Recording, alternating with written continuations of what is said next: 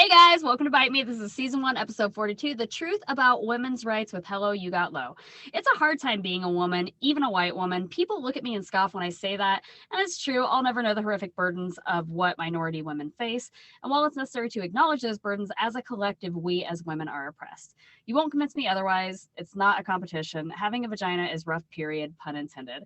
There was a time when all it took was one male relative to lock up a woman in the loony bin indefinitely. Courts are statistically biased towards men in the family and criminal court system, specifically white men, as are both higher paying jobs and criminal sentences served at disproportionate rates, and men versus women, specifically white men. I'm seeing a trend here.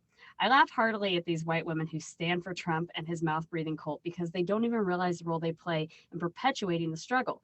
This perceived freedom conservative white women boast about is nothing more than bullshit gaslighting brought about by the patriarchy into the minds of easily manipulated women who channel their deep-rooted insecurities by kicking down, that is, to punish minorities and the poor. Enter pro-lifers, Karens, and assholes like Marjorie Greene Taylor. Also, her treatment of AOC, see reference for kicking down. These women are not really free. You're not really free. You personally aren't free. The patriarchy is alive and well, and the internalized misogyny is so strong that in the GOP that Trump had us about 10 seconds away from a handmaid's tale. As a feminist and abuse survivor, it would suffice to say that I'm a bit heated over the whole ordeal, and I'm in good company because here today we've got somebody who's just as pissed off about all this as me. It's Lo, aka hello, you got Lo from TikTok. Do you prefer Lo? Is that okay? Lo works. That's fine. Okay. Could you please tell us a little bit about yourself and introduce yourself for everybody, please? Hey everyone, my name is Lauren. I also go by Lo. If you know me off TikTok, you know me by hello.u.got.lo. I am a 31-year-old millennial, just trying to ride the wave and make the best of it every time that I do it. Sometimes we crash and burn. Sometimes we get some fireworks. Sometimes we just coast, but it's a wave nonetheless. And I'm just going to keep on riding it. Yeah, millennials had a rough time. That's a thing for us. And I think we all commiserate over that. Yes, I think we're all connected because of that. Millennials took over TikTok. It belonged to Gen Z and the alphas. I think our daughters are alphas. I've seen a couple of different lines because my daughter is very hard on I am Gen Z mom. So I've looked at a couple of different charts, and some of them say they're Gen Alpha and some of them say that Gen Alpha starts in 2013, I want to say. Oh, okay. So I don't know which one is accurate, but my daughter says the one that says she's Gen Z. So that's what I allow her, is her grace. She might probably knows better than us. We don't know. She feels like she's Gen Z. That's for sure. Well, right on. So you're on TikTok and you're a creator there, and you and I speak about the same things, which is typically outing bullshit, as you said, speaking truth into existence, and taking down. I would say it's fair to say that you talk a good bit about taking down the patriarchy and things. Oh, yes, absolutely. So, I would call us feminists, but I don't even know that there needs to be. I say I'm a feminist all the time, but does there even need to be a word for just wanting equal rights? I've always thought that was strange, but I don't know. Yeah, I agree. I've always owned being a feminist. I think it's something that as a woman, it'd be silly not to be on my own side.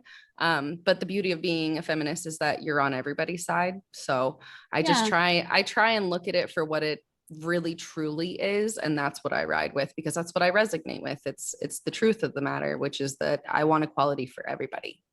Yeah, that's good. We all want the same things. We were talking, Lo and I, before the show about how women, we don't fuck around with bullshit. We just get things done. Yep. And men just want to fucking argue all the time. Yep. So on that note, we'll get into our first question. And this isn't too loaded. No pressure. I'm sure you're going to answer it in one word. There's no real big problems to discuss. But what is the deal with women's rights in America? Take all the time you need with this, and don't hold back. You need a drink first. That or something stronger. Yeah. I honestly think that the deal is that we just really don't have them. Women's rights are something that we theorize around a lot, that we in everyday life think we are granted, but in reality, it's just society that has allotted us the gifts that we've kind of taken over the last 40, 50 years. But ultimately, you know, we're only protected under the 14th Amendment, and the 14th Amendment is very choosy in the words that they choose. They left out race, they left out certain things What are because those words? What, for anybody who doesn't know, what is the 14th Amendment outline in a nutshell? You don't have to word for word. so the 14th Amendment is basically about women's right to vote. Okay. So that we have the opportunity to have equal rights in most areas, just under just voting really is what I believe it is 100%. Here, let's pull it up just to make sure that we're accurate in what we're doing here.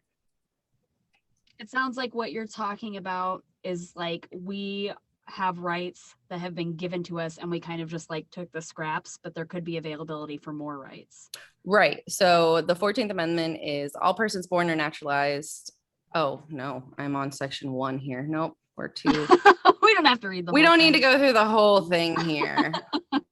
In simple terms, in 1868, we were granted citizenship to all persons born or naturalized in the United States, including former enslaved people, and guaranteed all citizens equal protection of the laws. So the issue with it is that we really don't have the rights. We really are not protected at all. You know, when we look at things like the ERA, which would give us more of an outline of what those boundaries are as being equal under the law is for white men. The law is written for white property men. owners. Right. So property owners. So we technically do not have those rights because the law is written the way it is, and the ERA, which is the Equal Rights Amendment, has not actually been ratified federally.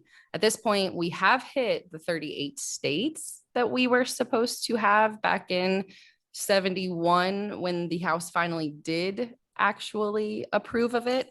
There was a stipulation in the clause that the federal government had approved of it, and they had a stipulation that said unless 22 states were going to give it out to the states, and all the states can choose to ratify or not ratify, and as long as we hit 38 states, then we will federally ratify it. Only 22 states actually ratified it. Is like actually terrifying me in my brain, because all I'm seeing is like, let's say that you're in the court system with the courts. Couldn't they technically be like, well, under the 14 men, we don't have to do anything for her? What the? That's some bullshit. Right. And the worst part about it is, of the 22 states that originally did ratify it in 71, when they did federally start to pass it out and try and move with this stipulation, 5 of those states have actually tried to retract it, which is not something they're even allowed to do. Once you've ratified that, it's ratified. You can't pull it back. Yeah, it's like Roe versus Wade. Like, you can't overturn it. Exactly. Yeah. So, and the worst part about that is, so 1923, I believe, is when the House originally brought the ERA to the Senate. They had approved it, passed it through. It wasn't until 71 that federally they were like, we'll approve it with the 38 states approval. So if we have 38 states that do it, we'll go ahead and federally legalize this. It wasn't until 2017, Nevada ratified the ERA and got us to that 38 state mark. So it took Vegas. My brother lives there. I do enjoy it.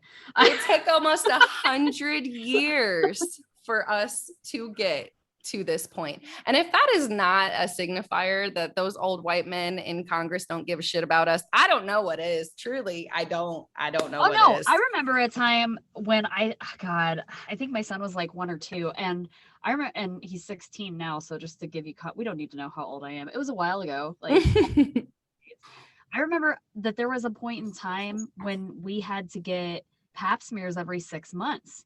And now it's like every 3 years or something. But I remember looking at the gynecologist and her looking at me and me saying to her, a man was in office when this came to fruition. And she was like, I love that you said that. Like, why are they making decisions about, we don't make decisions about their penises. That's the thing that gets me about it. Ultimately, women are just looked at as property, and there are still a substantial amount of men in this country and men who are in our government that still believe that. And they may face value not say those things, but in the way that they act, in the laws that they enact, and in the things that they're promoting, you can't deny it. You just can't. No, it's very blatant, some of the things that are going on. And it sounds like you're very well versed in all of it from perhaps a personal experience, which brings me to our next question. What has your experience been as a woman? Again, not too loaded. What has your experience been as a woman? And when would you say that you personally knew that we were living in some kind of patriarchal hell? When Yeah. did you become you? You know? I think that there have been little moments of building that have ultimately given me the full confidence that I have to stand on my own 2 feet.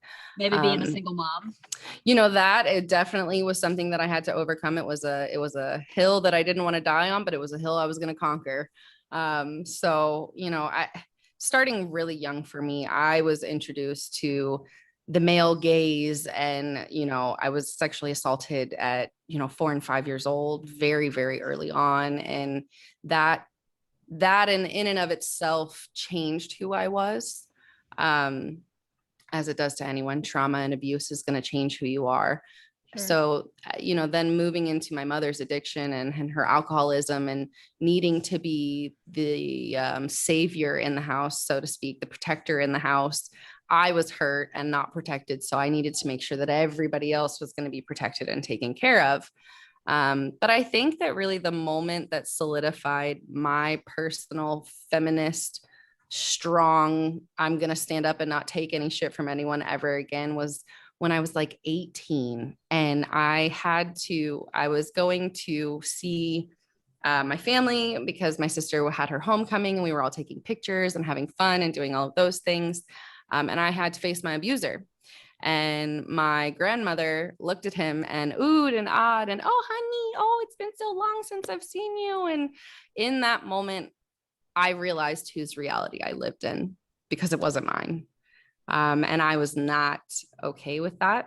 And in that moment, I decided that I would never be quiet again around injustice, because nobody stood up for me and nobody helped me. And when I did finally speak up, because I was fearful that it was happening to my little sister, I was shunned and not given the justice that I deserved. And I actually, a couple of weeks ago with my stepmother, we were talking, and she said, Lauren, it's the time of Me Too.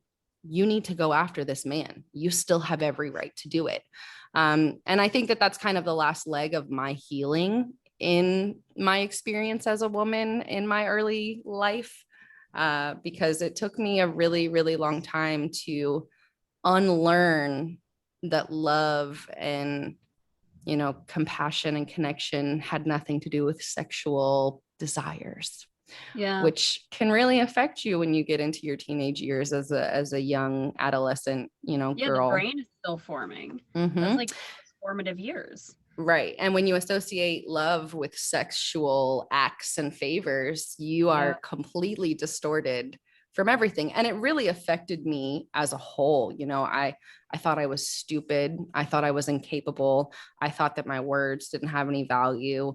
I didn't even consider going to college because I didn't think I could. Like, what? College? That's not even a thing. Really distorted sense of self-esteem. 1,000,000%. And then I ended up pregnant at 19 on purpose. And then a mom at 20 and a single mom by 21. So that's life, man. Yeah. Isn't that what all of us did? Yeah. Seriously, so it's kind of been a patriotic hellscape my entire life. I don't think that there is a time frame, especially now in my adulthood, where I can look back and be like, yeah, life was just like cool, man. It was groovy. We were just doing our thing, like whatever. No, I was constantly in a state of chaos and trauma and abuse. So I hate it here. I say that a lot all over my TikTok and all over my Instagram. I hate it here. It has not been the best experience for me. Yeah, no, I get it. I think that that's something for a lot of women who listen to our posts on TikTok, is they have sustained some sort of trauma in their life when what they really needed was advocacy and agency, and none was provided. Mm-hmm. Like you said, just objects, just pawns in a game. Having been in the court system myself, I can tell you honestly and wholeheartedly, it's a totally different set of rules for the Yep. white guys there than it is for the women and the minorities. So something about that just jolts you into reality. It And really here we are. does. We're just Yeah. raging bitches now. Yeah, you go find out today. It's so true though. I had a conversation with a guy. I was laying out in my front yard, and it's a perfect example of another moment where I was just seen as an object. I'm laying out in my front yard on a beautiful sunny day after many days of no sun, and the neighbor down the street, who I can literally hear talking about me, and every time they start talking about me, I just want to be like, hello, hi, I'm a human. Just all you got to do, just a hello. So finally, he works up the balls to come down and talk to me. And he's telling me all of these stories about how his family is high up in the area, and they know his mom and dad knows judges. And one time he was speeding like crazy and he got pulled over, and they knew exactly who he was. And White guy, of course. I don't yes, even need to know what complexion this the man is. motherfucking privilege coming out of this fucker's mouth. Bragging. Oh my God. And then, of course, going, well, I don't want you to judge me. I don't want you to judge me. Listen, Oh babe, my here's God. something you need to know about me. I don't judge people. Okay. I'm not judgmental, but I am transparent. So if you're an asshole, I'm going to call you an asshole. And that is not me judging you. That I'll is me judge you if you're calling an you. If they're an asshole, all bets are off. If Right. you're an asshole, all bets, I mean, like actually an asshole, not like you had a divorce with your wife and she thinks you're an asshole, or you had a divorce with your husband and you think they're an asshole. I mean, like actually an asshole, like Right. actually putting other people down, actually objectifying women, actually bragging about your experience being a white privileged male. You're an asshole. And I'm going to judge that because that's affecting the rest of us. Yep. You know? And he was so oblivious to it too. So oblivious. Ended up getting arrested literally that night. And then I saw him the next day and I'm like, weren't you just in jail? How did you get out? Oh, well, my family knows the judge who put me in there. And as soon as I walked into the courtroom, she was like, you again. Like, what? That would never happen. White boomer females are also, I say they're just as bad as the men. Oh, they are. They are the protectors of the people who are literally hurting us. They are the creators of those people. They're the Aunt Lydias of the world. Oh, perfectly said. The worst.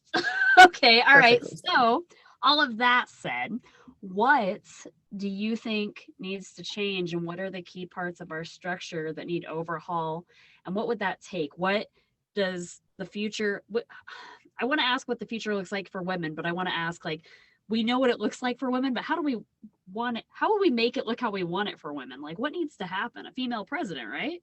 Or what do you think? I think everything needs to go.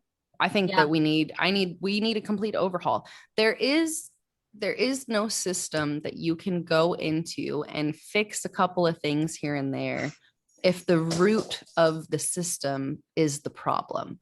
And the roots of our system are the problem. Whole house is broken. You got to rebuild the whole house. You cannot live in a house if the foundation is cracked, and our foundation is crumbling. And they're like slapping it back together with glue and band-aids and no, we've got it. It's fine. No, it's broken and we need to fix it. It's a dumpster fire. So, one of my favorite quotes in the entire world is by a man named Alexander Den Hager. I think I might not be saying that wrong, but it's, when a flower does not bloom, you do not fix the flower, you change the environment. So, we are the flower. All of us in society are the flower. And when a flower does not bloom, you don't change the flower. You just change what's around it, the soil, the water, the light, maybe the air that it's getting. So we cannot expect ourselves to change without changing our environment. And I truly think that boils down to community. We've got to figure out a way to take care of each other within our communities and then create a coalition around that. So how do we feed each other? How do we give each other water? How do we make sure we have electricity? How do we make sure that people have shelter? And then once we figure those things out, we stage a walkout and we don't go back to work until they do what we say we want them to do.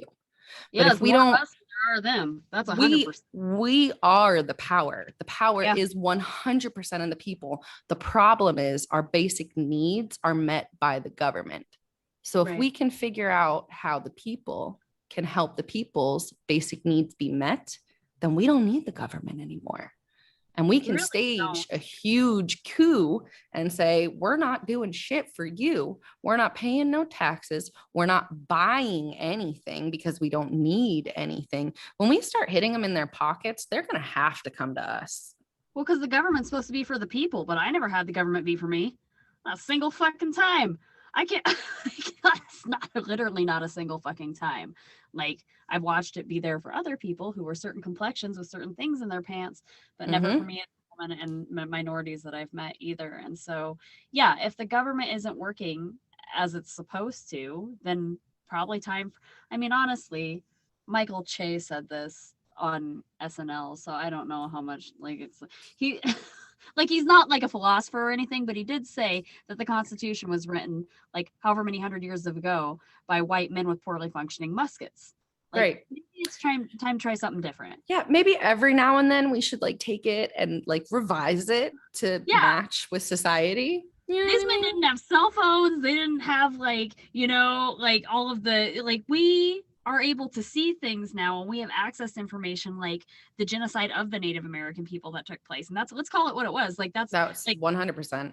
yeah, and we're able to see that cities and the whole all of America was built on the blood and backs of black people. Like we see this now, and we're able because there's communication there, and so these men who writ these like the Constitution is really null and void and invalid at this point because so too much has changed. Yep. Like,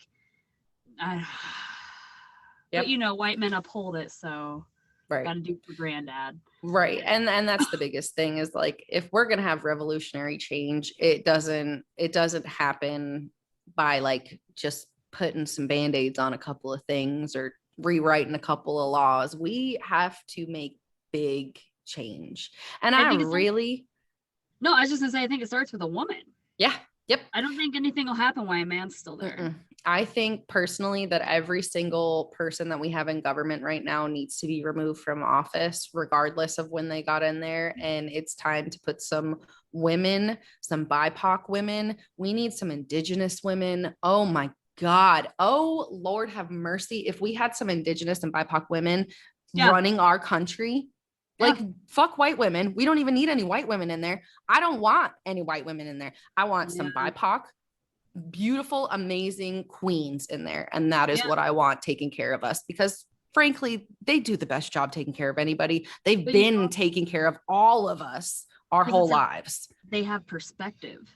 100%. You can't see like a Black woman or an Indigenous woman can see. You can't. Yeah, they have perspective on the actual struggles that women have gone through, that minorities have gone through. Like all of those dinosaurs in office right now don't have any perspective over a woman's uterus. They don't have any perspective over what it's like to be a single mom and be barely on, minimum wage. Like we have no living wage, here. Yeah. Oh, I had a conversation with an administrator at the hospital today who really flustered me. We were talking about my move, my impending move that's coming up. And I said, I really want to purchase a house instead of buy because I really just can't stand throwing money at a slumlord. Let's be real, because landlords are slumlords. Like we don't, that whole industry is foul. And he said, oh, well, people have got to make money and da, da, da, da, da. And I said, yeah, but you shouldn't be exploiting people. If you have to exploit people to make money, then your money isn't it.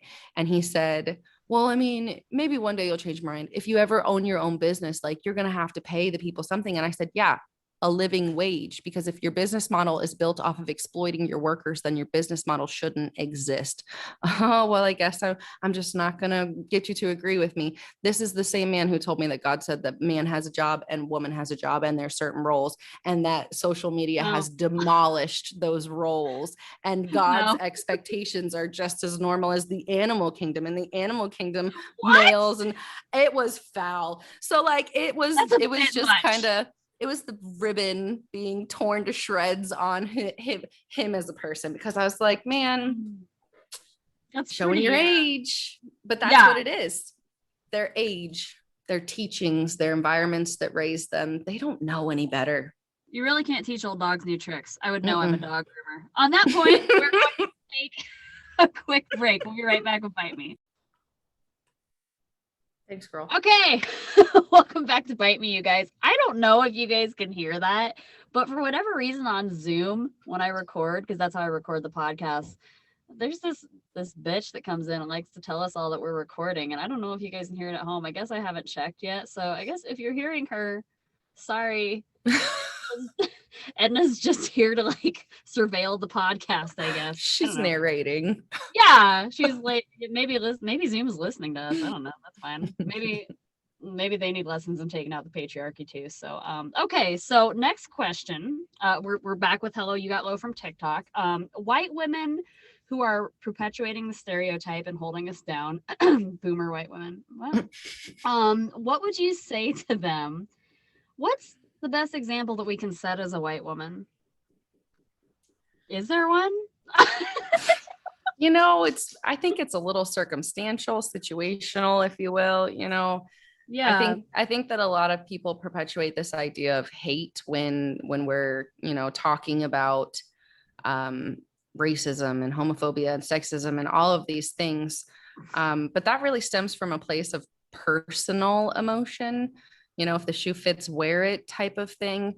And a lot of time people, instead of sitting with those thoughts and those feelings and kind of working through them, they want to defend themselves. Yeah. Like we were talking about earlier, we're really in a place where we're on the defense a lot lately. We want to defend our stance. We want to defend our opinion, our morals, our values, our religion for some of us.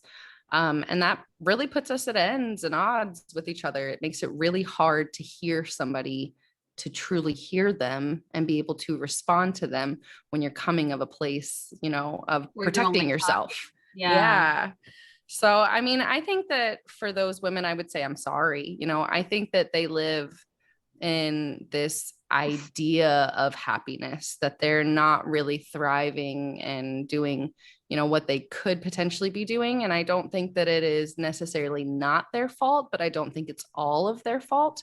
Our environments are so stimulating to who we are and how we behave. And some people, I think, even behave like that out of face value and out of protection of their place in their societal standing in their group of friends. And some people have never left their hometowns, but even though they may not agree with it, they've got to make it through. They've got to live there. Yeah, So, they're doing what they have to survive, like in right. their brains. Like some people, if they were to believe in, equal rights and things like that, their world would crumble because everything that they have lived for is for naught. And something I want you guys at home to know about Lo is like when I send the episode outline, there's like the first paragraph that I say, I send it to the person I'm interviewing so that they can edit it and change some things if they like. And I think I called white women like some horrible shit. I don't remember, but she said, why don't you change it to easily manipulated women? Because I think I just called them like a bunch of dumbasses or something. And I think that really speaks to not only who you are as a person, but it also speaks to like narratives that how we think about each other as women. Like there are women saying and doing horrible things that are continuing the oppression and perpetuating the systemic oppression for all of us. However, it's important, I think, what Lo is saying, to acknowledge that these women have trauma too, and these women have psychological issues too, and they may not necessarily understand the whole picture or even be able to. Mm-hmm.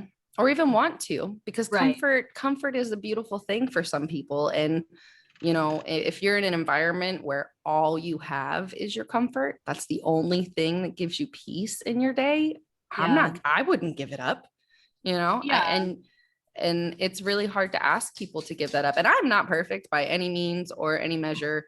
I definitely have my moments where I lash out at people, and I have my moments where I'm patient with people. I ride the emotional roller coasters that go on around me. So when I am in a high, if I tend to react in those heightened states of emotion, you may not get the best version of me.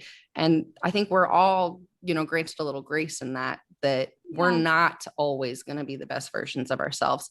But the awareness and making sure that when you have the opportunity to control it, or have the opportunity to do one of my favorite things, which is practice the pause, take a minute, breathe. Meditate. Think on it. Well, do that. this isn't us also, I think it's important to say, making excuses for these women, but these are just like, this is logistics.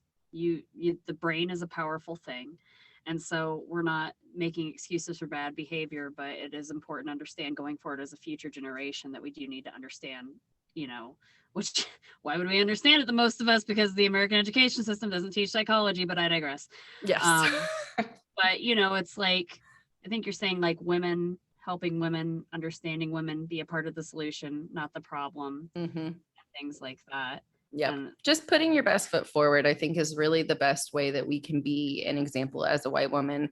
You know, right now on TikTok, we're seeing a lot of backlash from Black women stepping out and saying that they don't really like white women or white people, and they have every right to feel that way.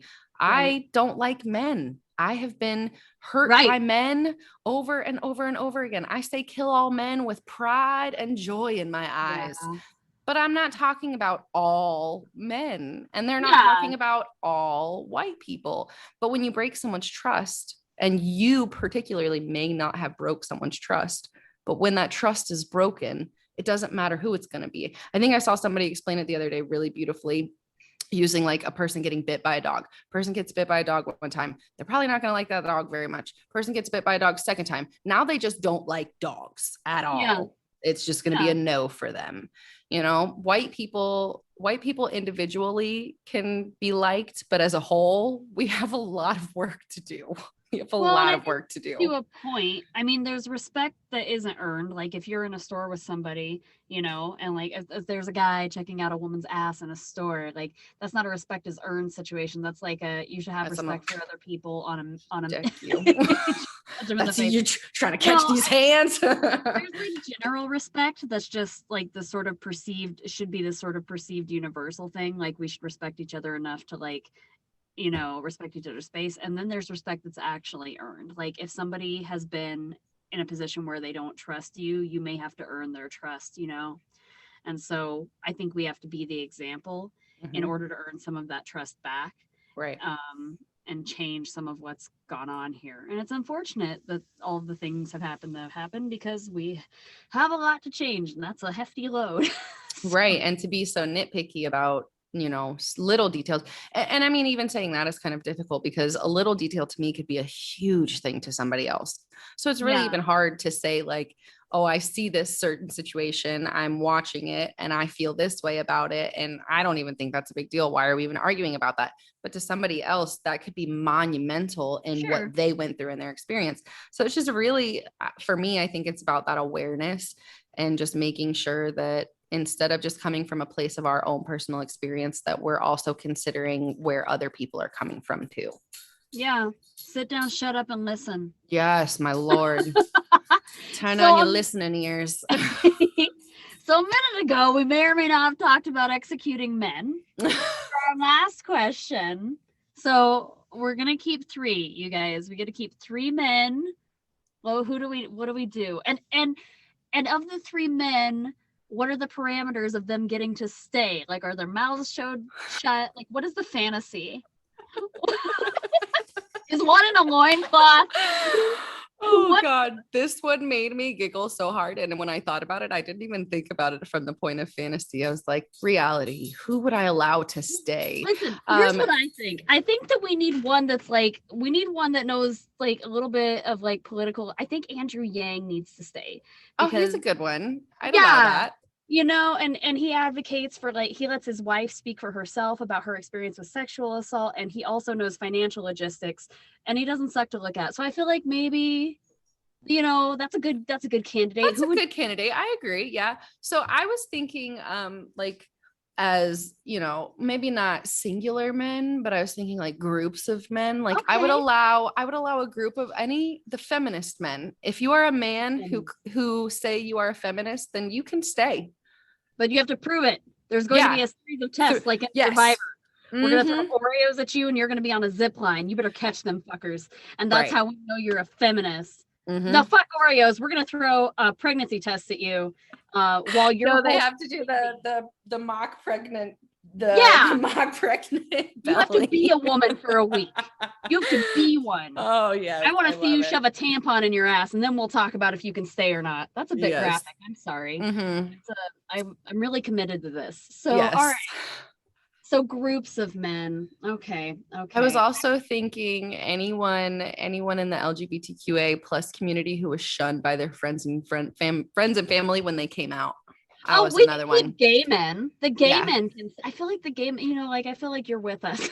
Yeah. Well, that was one of the ones that I put down. Gay men as a whole. I know some of them can be problematic, but they usually tell on themselves, and then we can just drop the axe at that. Throw them to the guillotine after that one. Yeah, we'll put you in a pit full of we'll have a pit of white boomer women is what we'll do.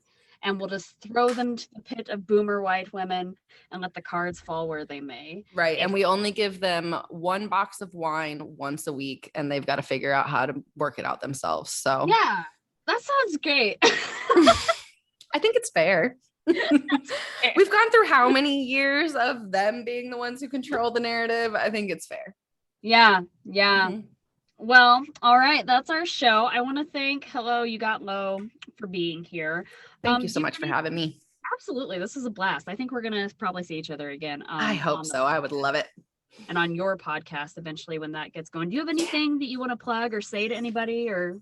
There's not a whole lot. If you want to follow me on TikTok at hello.u.got.lo, I love having open conversations. I love new perspectives. I am a big, educate to elevate type of person. So, come hang out, and I'm a little fun. I'm a little silly. I'm a little political. I throw a little thirst trap in there every now and then, because the girl like to feel good. But she's cute. We're both cute. Yeah. So anybody who wants to help me achieve those goals, I'm here for it, and I will support you right on back. Okay, very cool. Well, for more information on the modern women's issues, you can visit politico.com/the biggest problems women face today. And for tips on how to empower women, check out rothys.com blog 15 ways to empower women. You guys can check me out on the Truthful Groomer website, as well as Twitter and Insta. And we'll see you next time on Bite Me.